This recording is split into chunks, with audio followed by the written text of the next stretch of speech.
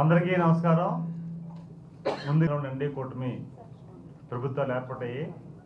దానికి మీరు కూడా మాతో పాటు క్యాండిడేట్లుగా అలాగే అధికారులుగా అన్ని రకాలుగా మీరు కూడా ఎన్నికల్లో చాలా కష్టపడి మంటెంట్లో కూడా మీరు కవరేజ్ చేసి పార్టీలకి అలాగే అభ్యర్థులకి అందరికి కూడా మీరు మీ సహాయ సహకారాలు అందించారు. ఎలక్షన్ని సక్రమంగా అద్భుతంగా కవరేజ్ ఇచ్చారు.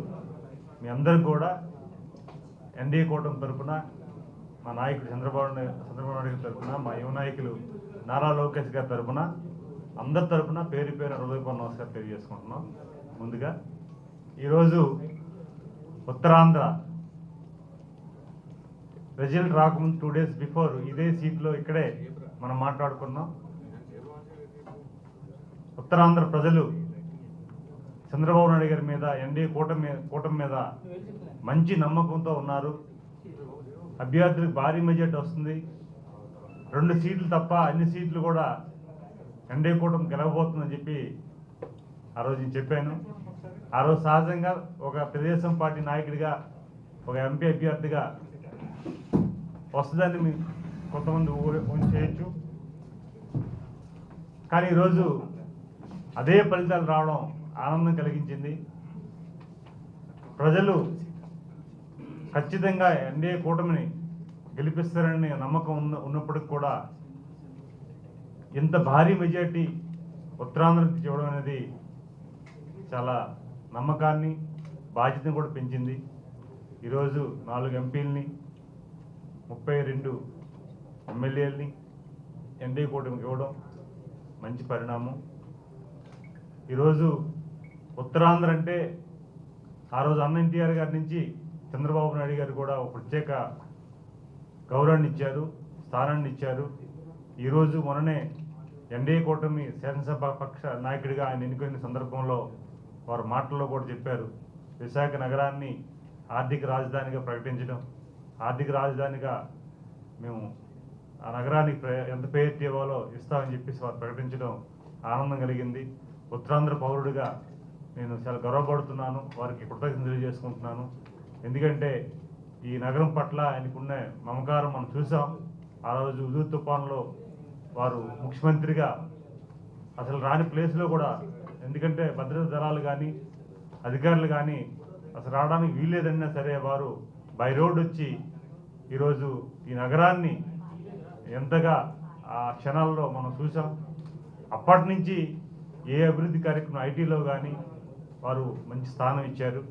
ఈరోజు కూడా వారు మాటల్లో విశాఖ నగరాన్ని, ఉత్తరాంధ్రని ఏ విధంగా డెవలప్ చేయాలో వారు చెప్పినప్పుడు నేను ప్రత్యక్షంగా ఉన్నాను. అక్కడ చాలా ఆనందం కలిగింది.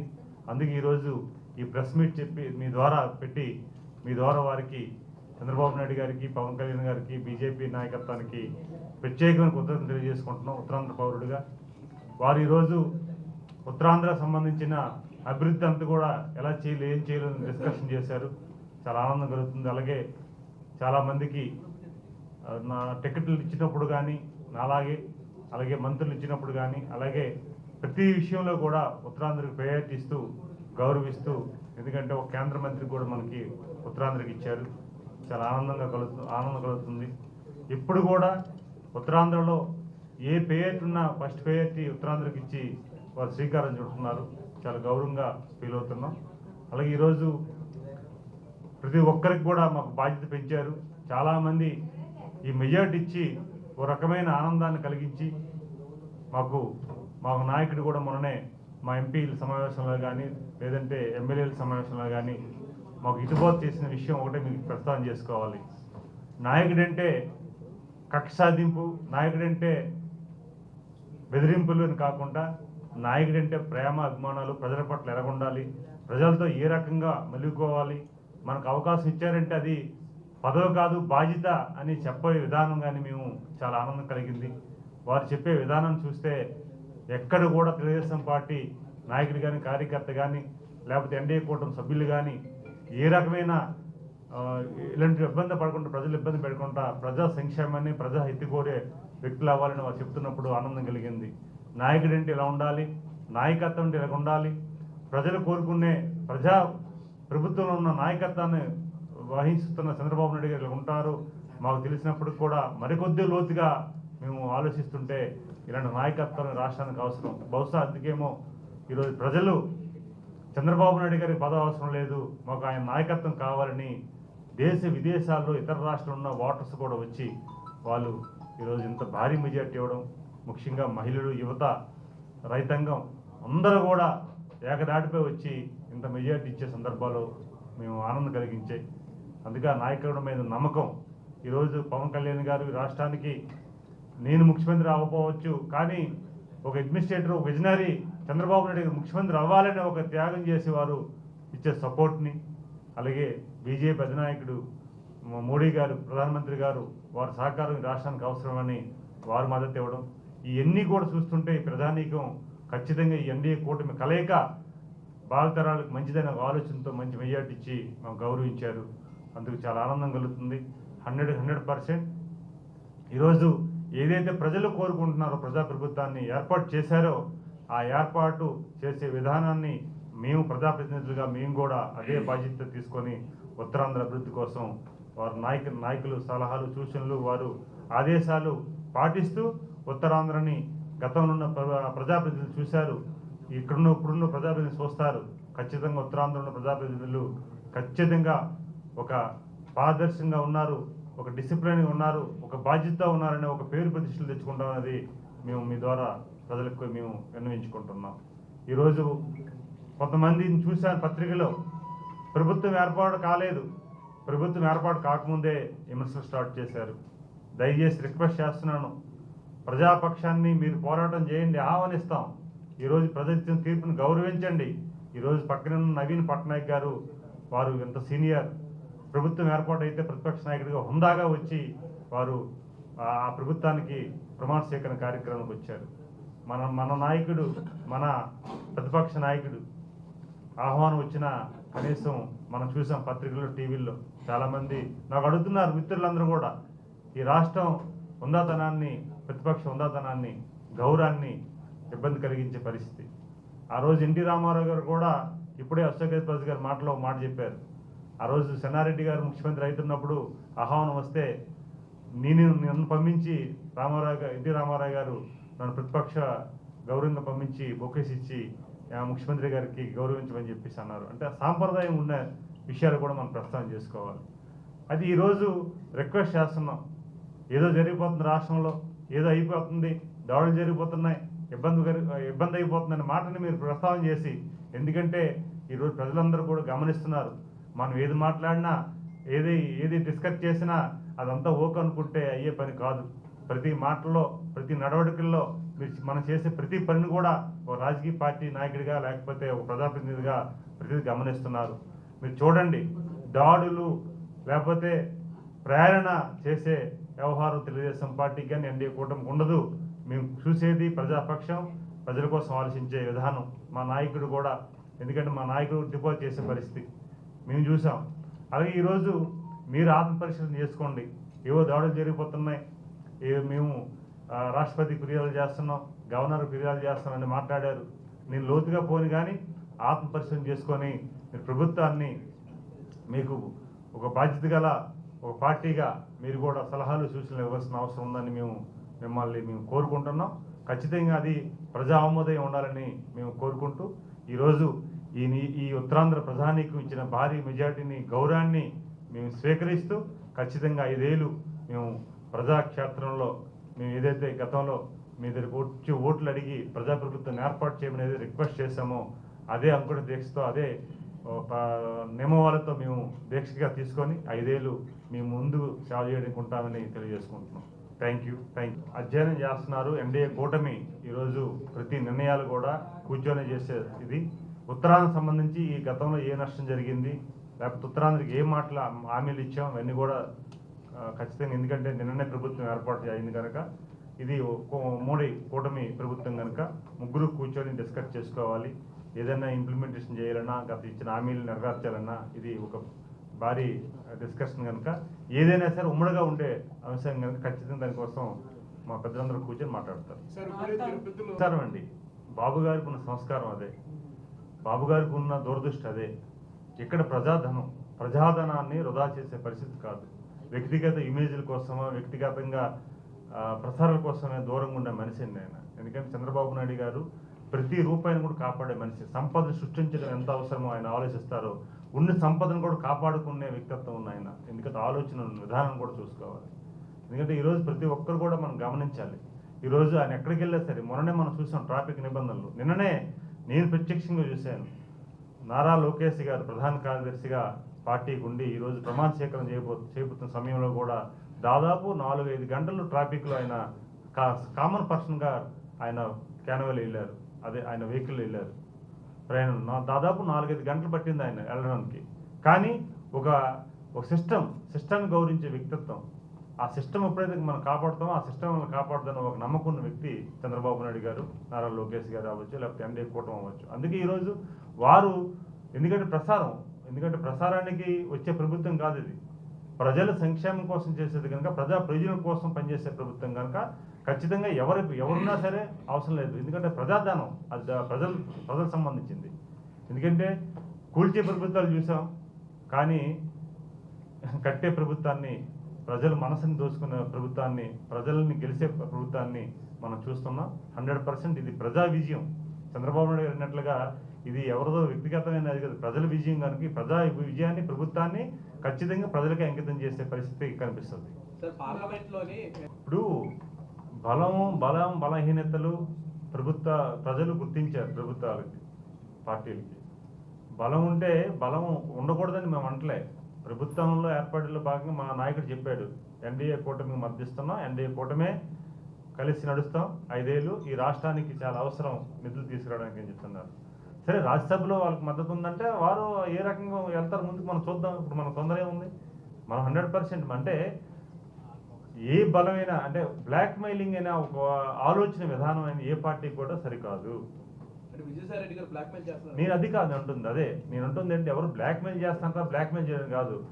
ఉందనంటే దాని అర్థం ఏంటి? ఇప్పుడు చంద్రబాబు నాయుడు గారు చెప్పారు, ఎలక్షన్ రిజల్ట్ వచ్చిన మరుక్షణమే ఎన్డీఏ కూటమితో మేము 100% ముందుకు వెళ్తున్నాం, అదే కూటమితో మేము చివరి వరకు ఉంటామని చెప్పేసి. అది క్యారెక్టర్. అది ఇప్పుడు కూడా ఏంటంటామంటే, నేను ఖచ్చితంగా 100% ప్రజాప్రభుత్వంలో ఉండేటప్పుడు ఎన్డీఏ కూటమిలో అందరూ భాగస్వాములు అయ్యాం, అందరూ ముందుకు వెళ్తున్నాం. సరే, వాళ్ళు ఏ విధంగా అన్నారు ఏదో అన్నారు నేను స్టడీ చేయలేదు, దానికి సంబంధించి మేము మా పెద్దలు మాట్లాడతారు. సీనియర్స్ జూనియర్స్ కదమ్మా. ఇప్పుడు రిజల్ట్ ప్రజలు చాలా భారీ ఇచ్చారు. యాక్చువల్గా పోటీతత్వం అనేది సహజంగా ఉంటుంది. ఇక్కడ మన బీసీలు, ఎస్సీలు, ఎస్టీలని మన ఉత్తరాంధ్రలో చూసుకుంటే సమపాలన చేశారు, సమన్యాయం చేశారు, సామాజిక న్యాయం పాటించారు.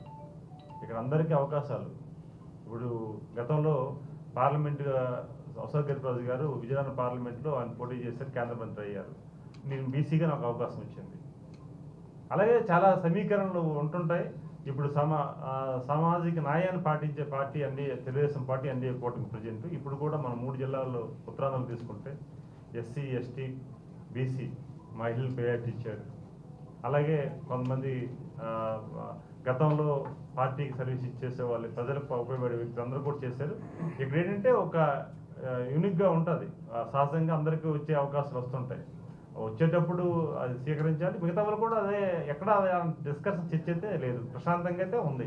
అంటే ఏ పార్టీ అధికారంలో ఉంది ఈసారి దాన్ని బ్రేక్ పడిందని? అలాగేని కాదమ్మా. ఇప్పుడు యువకుడు ఉత్సాహవంతుడు, నాలెడ్జ్ పర్సన్, సహజంగా యువకులు రావాలని ప్రతి పార్టీ కూడా పిలుపునిస్తుంది, యువతను ప్రోత్సహించాలని. ఈరోజు ఎక్స్పెక్టేషన్ ఇప్పుడు యాక్చువల్గా వారు కూడా 83 నుంచి కూడా వారి తాతగారి నుంచి కూడా రాజకీయ పరంగా వారు అక్కడ కార్యక్రమాలు అంటే ప్రజాసేవలో ఉన్నారు. ఈరోజు శ్రీనివాసరావు గారికి అవకాశం వచ్చింది.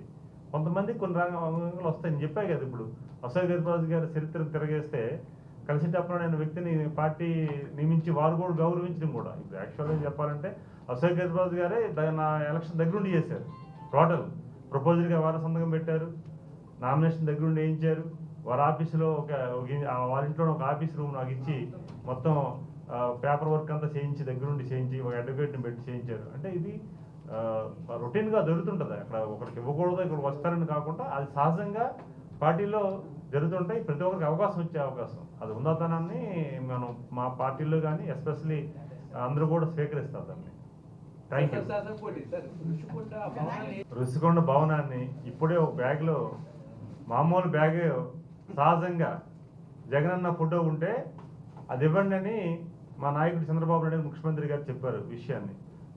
ప్రజల సొమ్ము కొన్ని కోట్లు ఖర్చు పెట్టిన దాన్ని ప్రజలకు ఉపయోగిస్తారు. మనం సింపుల్గా చూసుకుంటే ఈరోజు ముఖ్యమంత్రి గారు 4వ ముఖ్యమంత్రి బాధ్యత స్వీకరించిన చంద్రబాబు నాయుడు గారు ఆలోచన విధానమే ఈరోజు సంఘటన. 100% అది ముందు సాగుతుందండి. దాన్ని కోల్చాం. మేము చెప్పాం కదా, కూల్చే ప్రభుత్వం ఇది కాదు. అవసరం ఉంటే కట్టవలసి వినియోగించుకోండి ప్రజలకు ఉపయోగపడినవి.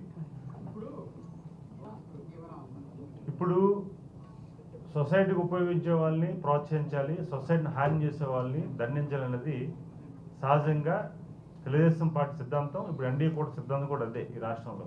ఎందుకంటే ప్రజా ప్రయోజనాలు ముఖ్యంగా కోరుకున్న వాళ్ళం మనం అందరం కూడా.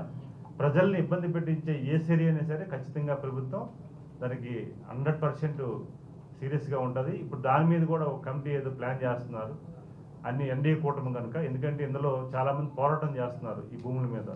మన జనసేన మిత్రుడు యాదవ్ కానీ, తెలుగుదేశం పార్టీలో ఉన్న వ్యక్తులు కానీ, లేకపోతే బీజేపీలో ఉన్న వ్యక్తులు కానీ వాళ్ళందరూ కూడా ఒక స్టడీ చేస్తున్నారు. ఎస్, దానికి సంబంధించి స్టడీ చేస్తున్నారు. ఆల్రెడీ నిన్నే ప్రమాణ స్వీకారం చేశారు కనుక మరికొద్ది రోజుల్లో దాని మీద స్టడీ చేసి, ఎందుకంటే ఉత్తరాంధ్ర కేంద్రం మందే కనుక ఇక్కడే కూర్చొని దాని మీద విషయాలను కూడా క్రోడీకరించి దాని నిర్ణయాలు తీసుకుంటారు 100%.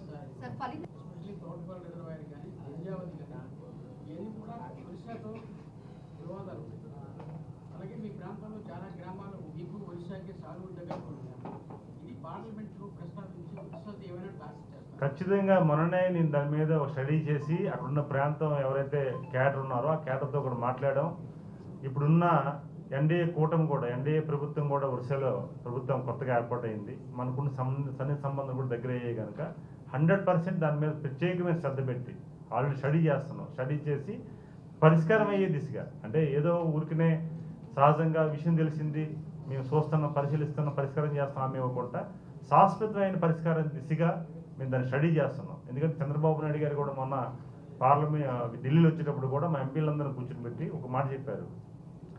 ప్రజా ప్రయోజనాలకు సంబంధించి ఏ అవసరాలు ఉన్నా నేరుగా నాకు చెప్పండి, నేను ఢిల్లీ పెద్దలతో మాట్లాడతానని చెప్పారు. అదే సమస్యలు కూడా ప్రస్తావన చేయండి పార్లమెంట్లో, ఫస్ట్ ప్రయారిటీ చేయాలని చెప్పేసి వారు చెప్పారు. 100% దాని మీద స్టడీ చేస్తున్నాం.